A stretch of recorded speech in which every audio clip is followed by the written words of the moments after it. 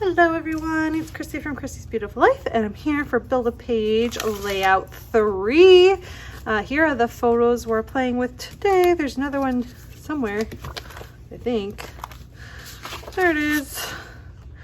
So Vancouver skyline, focusing in on using this every city has a story, hopefully some more washi, but absolutely that piece.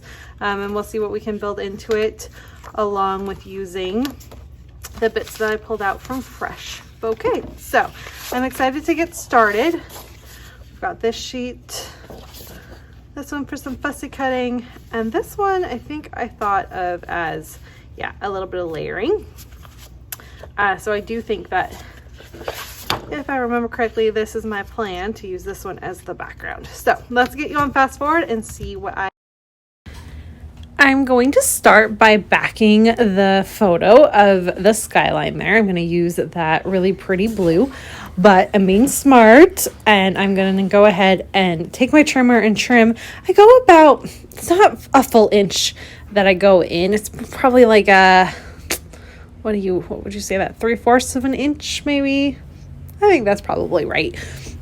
And I just go in from that and then cut around, so I have the ability to use a border for another layout down the road if I choose to.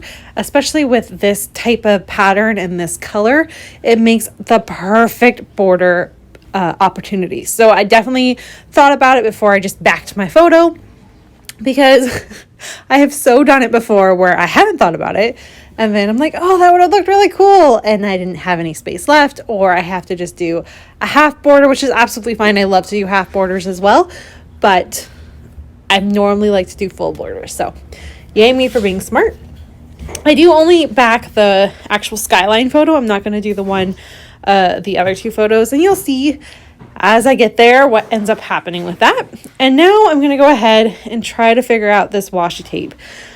Honestly, I had a little bit of an idea of trying to kind of line it up and just do strips down the side. Now, I have done a layout like this before myself. It's a style that I have seen a ton of. I think we all, when we want to use up washi, this is just the kind of design that ends up happening. And I think depending on what type of scrapbooker you are and how you look at things, most of us do tend to do it so that the strips of paper are going down the left-hand side versus the right-hand side. Now, I don't know. I mean, I like it because then it's got a left hand, like it works well on when you're opening up an album. It fits on the left-hand side. And I don't normally create my layouts to fit on the left-hand side. They do tend to be right-hand sided oriented. So doing something like this really helps me be able to have that extra, because like I said, sometimes I need that. And I'm just going to go around and just randomly place it down. I tear some of it in half. I leave some of it full. I just kind of did it all, and I worked with as much of the washi tape as I possibly could without it feeling too crazy. Like there were a couple things in there, like there were apples, and there was a couple other things that I just thought were a little too out there and weren't going to work. So I don't use those pieces, but I do basically use the rest of this. And the couple pieces that I do leave there, I actually have plans to use on another layout. So that's exciting. I've gotten my paper here now, so that's all done. I'm going to figure out where I want my photo to go. And now what I'm going to do is, this is what I feel helps you kind of break sometimes when you're doing this design, let me back up here. There's a bit of a weirdness between the washi tape strips and then the rest of the pattern papers, like they don't match up together. And I always find that if you add some mixed media, it just kind of breaks that divide that's there, and it seems like a seamless together layout. The other thing that's nice about when you do this is most of the time we add gesso before we do mixed media, and the gesso almost acts like a glue to keep that washi in place, because we all know how washi can be. Sometimes it's just not very sticky, and doing this together and then adding the paint and letting it dry, it's kind of like just an extra layer of adhesive, and it works perfectly. Now I'm using my what are these called? Are they Hirataki watercolors, and I'm mixing the blue. It had a little bit of red or something in it, so it turned into a little bit of a different color than I was expecting, but I just kept playing and it's fine. I'm really watering it down as well, so it's super light.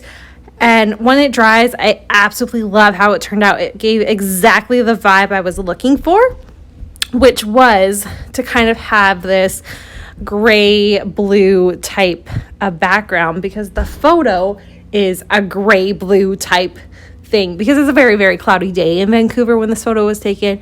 It's normally always cloudy unless it's summertime, but I was just trying to give off that vibe. And so making this work, it worked exactly like I wanted to. And I'm just really pleased with how that all turned out. The mixed media is now dried and ready to finish up this layout with.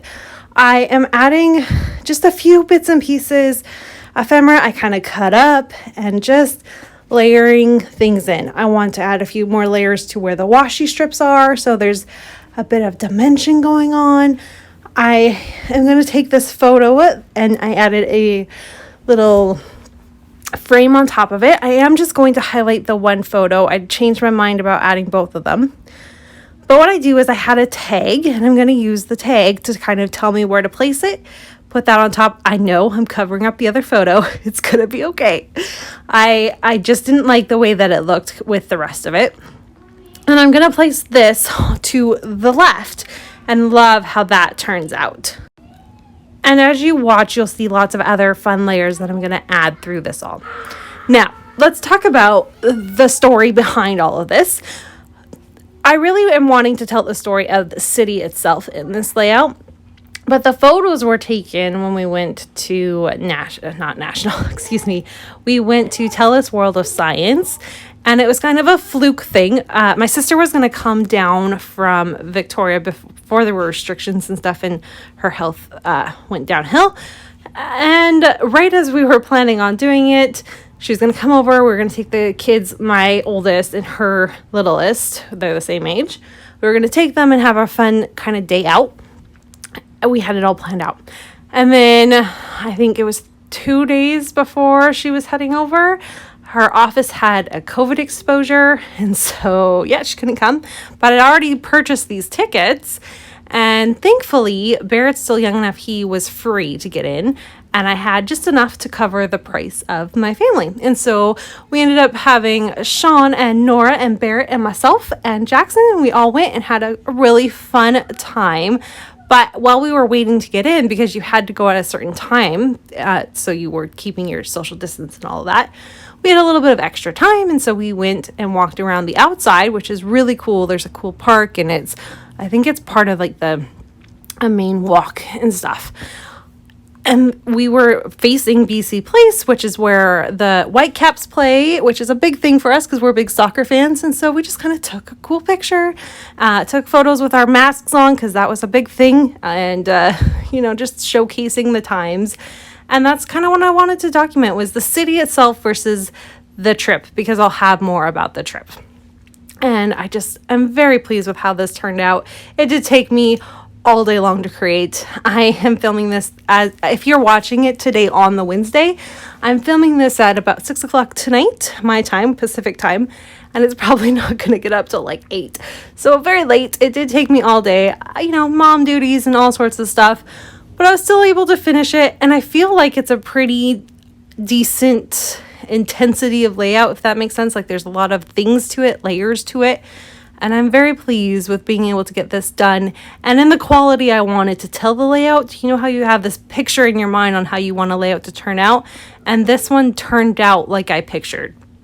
Maybe even a little bit better. And that's always a great feeling when that sort of thing happens. So I hope you've enjoyed this. I'm going to say, please make sure you go check out what Moira and Kristen have created today.